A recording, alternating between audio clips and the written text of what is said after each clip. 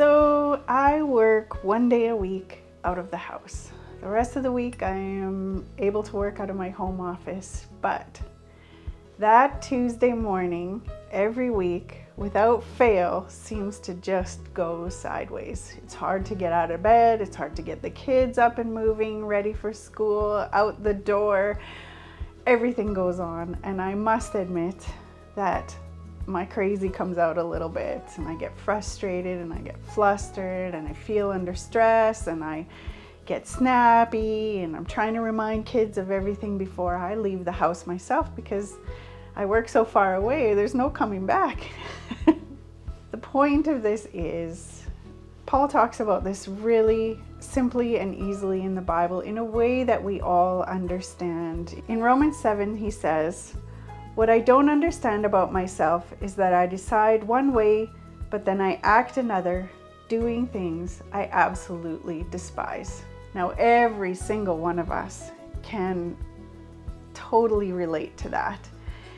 And I feel like that on Tuesday mornings when you're under pressure and the crazy you comes out and you're not as composed or as put together as you'd like to think you are, or things that you thought were long dead inside of you are now fully alive again.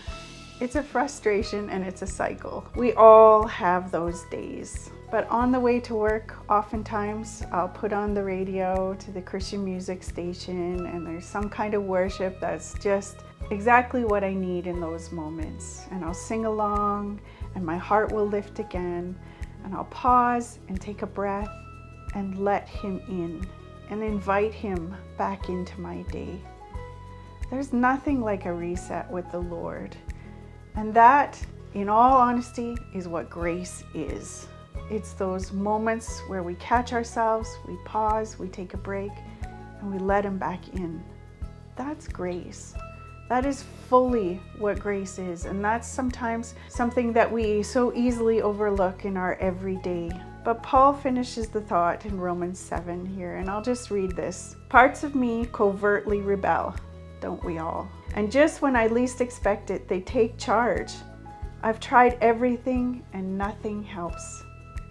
I'm at the end of my rope. Is there no one who can do anything for me?" Isn't that the real question? The answer, thank God, is Jesus Christ can and does. He acted to set things right in this life of contradictions where I want to serve God with my heart and mind, but I'm pulled by the influence of sin to do something totally different. We all have that struggle where our hearts and minds are locked in this battle. And sometimes our minds win and sometimes our hearts win. But that is the journey of faith and understanding Jesus' hope for humanity, that he could actually redeem us, that he could actually do a miracle of new life in us. That was his hope. That's what took him to the cross. That's why he came. Your love, Jesus, for me is greater than my sin. Isn't that a beautiful truth that we can hang our hats on? That at the end of the day, we can come home to that realization. I don't need to strive.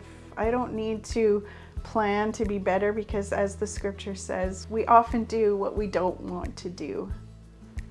We just have to keep finding ourselves at his feet, in front of him, in worship, and reset ourselves with the God who loves us enough to die for us.